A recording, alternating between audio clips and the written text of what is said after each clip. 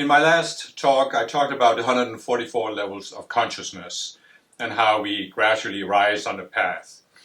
And as I said, we have two options. We start at a certain ground level, and we can go in two directions. We can go up towards a greater and greater sense of oneness with our higher selves, and we can go down towards a greater and greater sense of separation.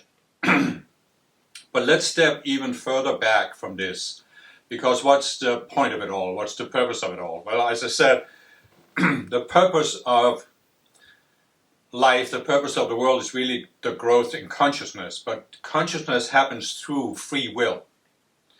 And I've said we must be able to make any choice we want. We must be able to create any kind of self that we want. But what is the basic choice we have? It really is, what kind of experiences do we want? What kind of life experience do we want? And so we can say that, I've used this analogy before, that it's like going into a theater, putting on the makeup and the clothes and playing a certain role. So we can say that there are many different life experiences, and it's like playing a role in a play. And we must be allowed to have any experience we can imagine, any role that we can, any role we can create. We must be able to create it, have that life experience, until we've had enough of it and want something else, want something different.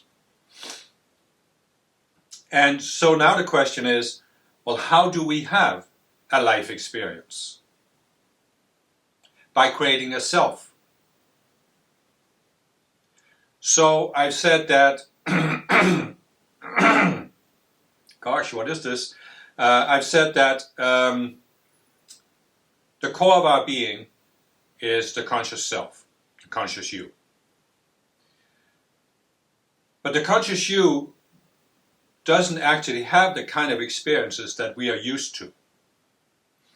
There is a concept in the Vedic tradition of something called samadhi, and it's a higher state of consciousness. And I'm not in any way implying there's anything wrong with how they describe it in the Vedic tradition, but the way I would describe it with the concepts that I've been using here is to say that samadhi is when the conscious self steps outside of the separate selves or the subconscious selves, the contents of the emotional, mental, and identity body. The conscious self steps outside of that, but that doesn't mean it loses consciousness. It's still aware. It's just not seeing life and itself through this outer personality of all these selves. So they talk about two different kinds of samadhi. There is awareness without an object and awareness with an object. And the way I would explain this is to say that the conscious self can experience itself in its pure state. And it's impossible to describe it with words, but what you can say with words is it's a state of pure awareness. You are conscious, but there's no particular object. There's no thoughts, feelings, sensations. You're not thinking about the world or observing the world or anything like that. You might have a sense of oneness with your higher self, or it might just be pure awareness. You really have to experience it to grasp it. But the other state is awareness with an object. And this means that the conscious self can be outside your outer personality, but you're still aware of the world. But you are not seeing the world as you do through your normal sense of awareness. And why is this? Because in your normal sense of awareness, you are experiencing the world through the selves in the subconscious mind. And as you are observing the world through these selves, they are coloring everything you see. I talked about you can have this sense that you are simply witnessing events that are unfolding. And that's the state of awareness with an object. But normally we are observing, we are experiencing the world through all of these selves that we have, and that's what gives us a particular kind of experience. Now, in order for free will to outplay itself, self-aware beings must be able to have any experience they can imagine for as long as they want, until they've had enough of it. And this is what you see out pictured on Earth. Earth is not by no means the only planet with intelligent life, but it is a special kind of planet. They are actually, and I'll talk about more about this in another video, but there are two basic kinds of planets. There is a natural planet where there isn't the selfishness, the violence, the force that you see on Earth, and then there's unnatural planets where you can outplay this force. So you can basically say that the kind of planet that Earth is where people are allowed to build these separate sense of self, separate sense of identity, where they believe they can harm others without hurting themselves, or they can even get an advantage out of harming other people. And Earth is sort of a playground for outplaying this. The last book I published talks about this. It basically says that Earth is comparable to these devices we have that are called reality simulators. The only thing is that it's much more sophisticated. Instead of putting on a pair of goggles or going into a special room, we are in an immersive environment, and we have forgotten that there's anything outside the environment. So basically, what the book describes is that there are two basic types of experiences we can have on Earth. One is an immersive experience where we experience, we believe, but we're really experiencing it, that we live in a actual, real, physical world. And the world is the way that we perceive it through our physical senses and through our outer minds, which means these subconscious selves. So when we are in immersion, when we think that we are separate beings, we believe we are separate beings. This is, of course, not correct, and even modern science has proven that everything is interconnected. There is no such thing as anything that's separate. You cannot define a thing that's separate. But in our minds, we see ourselves as separate beings, and that's why we can do all these things to others that we don't want them to do to us. And so the other type of experience you can have in the reality simulator of Earth is an awakening experience, where you start questioning the sense of reality that you get through your physical senses and your outer mind, these subconscious selves. And gradually, one at a time, you let go of the illusions behind the subconscious selves, and that's why you rise higher and higher and become able to see a broader perspective, that life is much more than you believed before. But also you free yourself from this sense that you are a separate being, and you free yourself from the sense that you live in a real world that has power over you. If you are in separation, you actually think that you are defined by the world you live in. You might think that you are an evolved ape that is a result of a process of evolution, or that you were created by this remote God in the sky. But in any event, there's nothing you can do about it. You are who you are, and you can't change it. When you start to awaken, you realize you can actually change who you are. You can change how you look at life, and you do this by overcoming these selves, these illusions. And this is, for me, this was really a breakthrough. I mean, it was just an amazing realization in many different levels. It gave me, as I'll talk about later, a whole different way to look at life on Earth. But it also was very helpful in helping me realize that the higher stages of the path, the stages above the 96th level, are really about overcoming these illusions that makes life on Earth seem real, that make the material universe seem real. It's not saying that there isn't a material universe, but it's saying that the way we see the material universe through our physical senses, through our brains, and through these subconscious selves, that's not the only way to look at it, it's not the ultimate way to look at it, and it's not even real. It's a perception.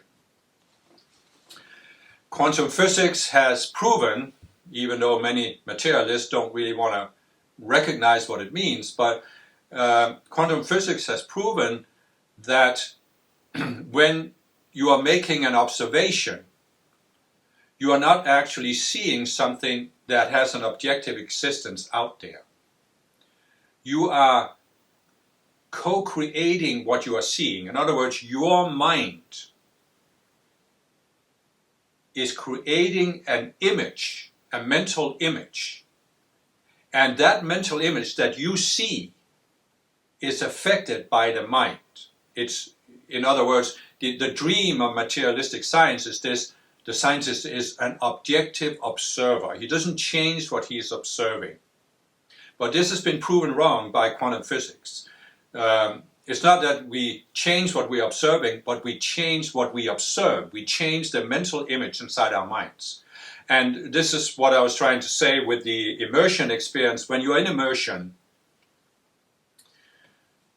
you have a vastly different view of the world than you have when you rise to higher levels where you are more in oneness.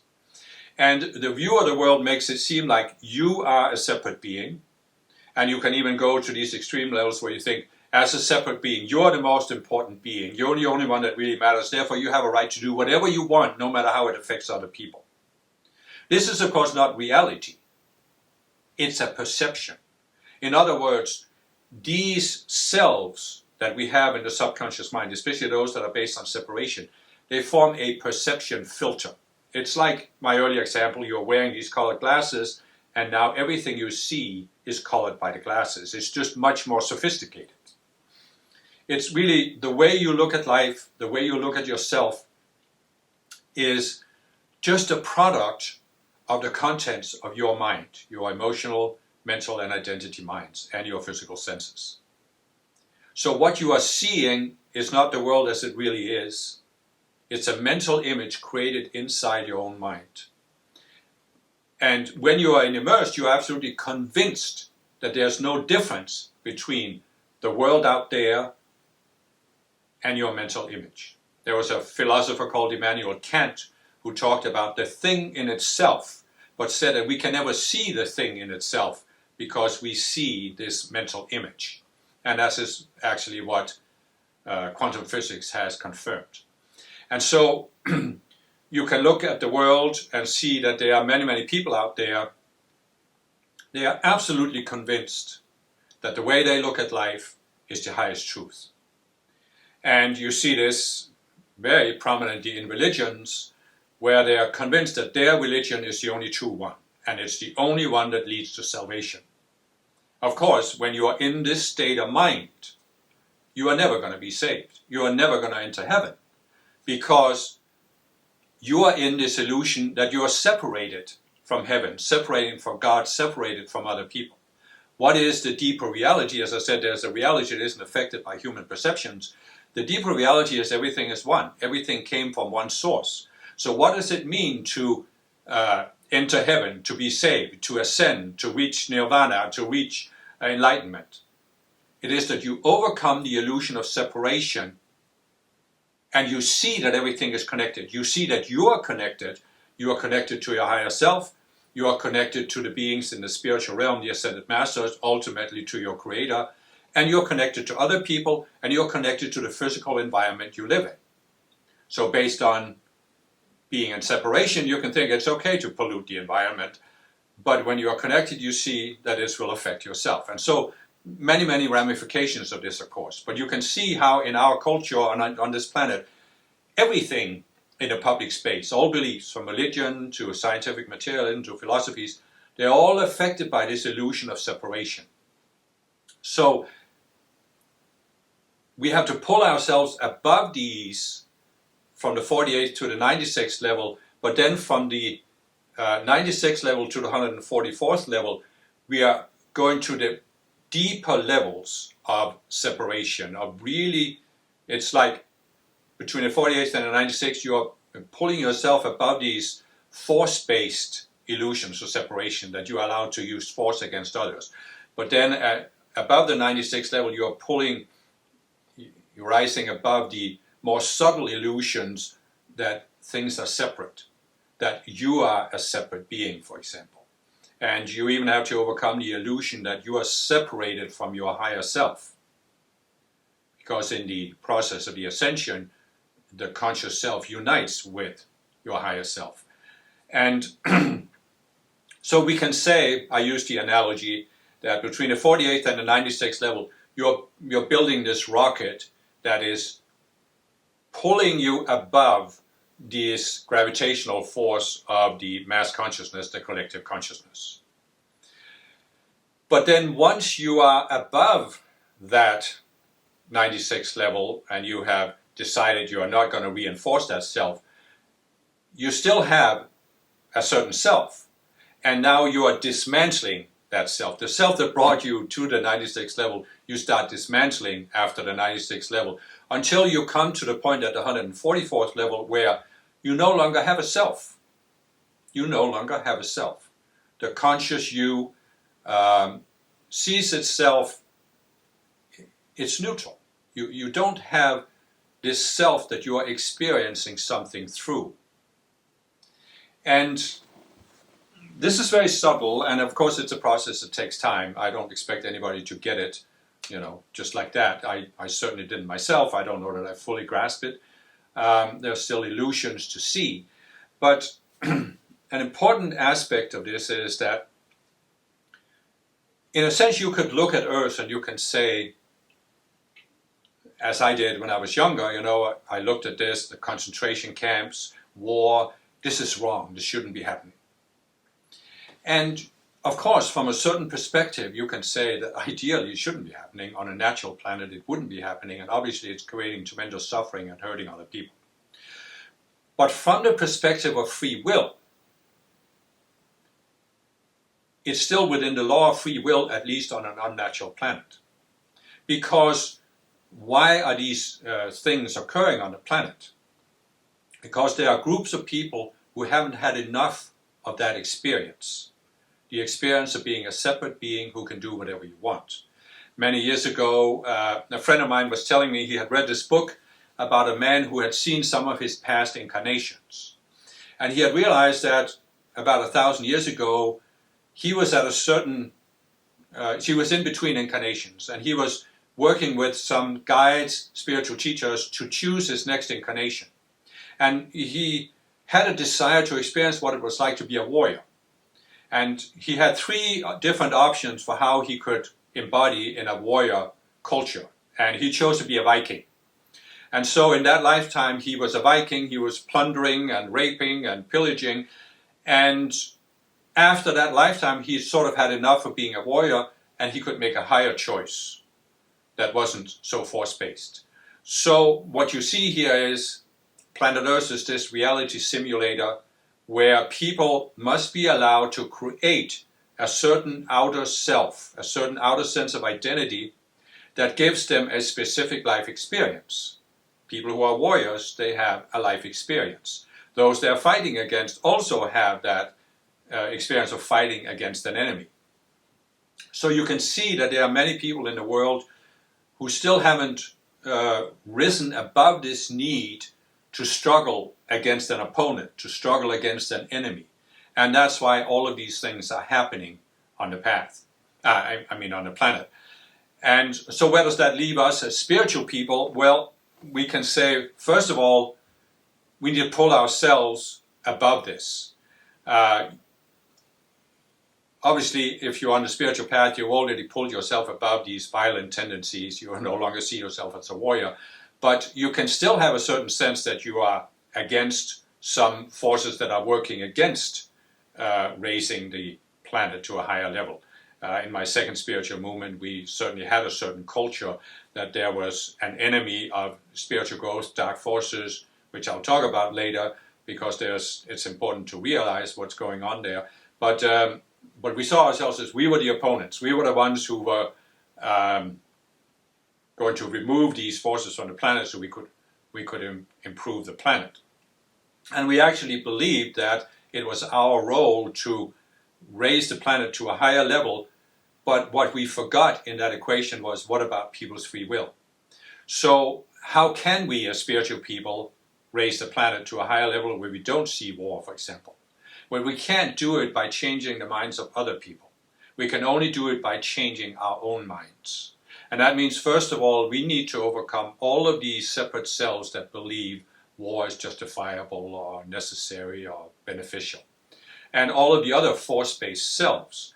And when we raise ourselves up, we can collectively start forming an alternative to the selves in the collective consciousness. We can form an upward pull, an upward momentum that can then, instead of pulling people down into becoming more and more selfish, we can pull them up towards more and more selfless states and more sense of connection with other people. And this is something I'll talk more about, but it is important to keep this in mind, that many of the things you see on earth is because people are allowed to have a certain life experience. And this brings us to this question: what are we doing on the spiritual path? And as I said, from the 48th to the 96th level, you are pulling yourself above the mass consciousness by building a sense that you are a spiritual person, by building a spiritual sense of identity. And what is that doing? Well, it's giving us a certain life experience. The spiritual movements I've seen, many people, there was a certain culture, and many people had a certain sense of who they were. We are special, we are superior to people who are not spiritual, we are the ones who are saving the planet. And I'm not passing judgment on it. I'm just saying this was a specific life experience that people wanted and still want, and it's allowed on earth. It's part of what's allowed on earth. But it is a life experience. It's not reality. And that's why you can get stuck at the 96th level, where you say, but I've not had enough of this life experience. And this is perfectly all right. I'm not here to say this is wrong at all, because free will is free will. You are allowed to have a certain experience for as long as you want it. I'm not saying there's anything wrong with it. All I'm saying is, if you want to move to higher levels of the spiritual path, you have to start questioning this. You have to realize that if you want to exit from earth, if you want to ascend from earth, you have to free yourself from all of these desires to see yourself as a separate being. Because you may have this concept that you are separate, that you are a spiritual being. But if you see yourself as being superior to others, then you are making a distinction between yourself as a spiritual person and those who are not spiritual people. And that's still the illusion of separation. And so in order to exit earth, exit this simulator, awaken from immersion, you have to go higher. You have to go to higher levels and question the more subtle aspect of this illusion of separation until you come to the point where the conscious you is done with earth. I mean, I'm talking about we can ascend, that's the final exam. I'm not saying that everybody who is spiritual should do that at the end of this lifetime. It depends on what your individual life plan is, where you're at on the spiritual path. And it first of all depends on this. Is there still something you want to experience on earth? Is there some kind of experience you want to have on earth? And if there is, absolutely nothing wrong with having coming embodiments where you can have that experience until you've had enough of it. But there is at least a substantial part of the people who are on the spiritual path, who've been on the spiritual path for many years. It's in our life plan that this is our last embodiment on earth. And in order to qualify for that final exit, we have to realize there's only one way to do it. Jesus actually said it 2,000 years ago, even though no Christian has understood this. But Jesus made this very cryptic remark. He was talking to a guy called Nicodemus. And Jesus was saying that you have to be born again.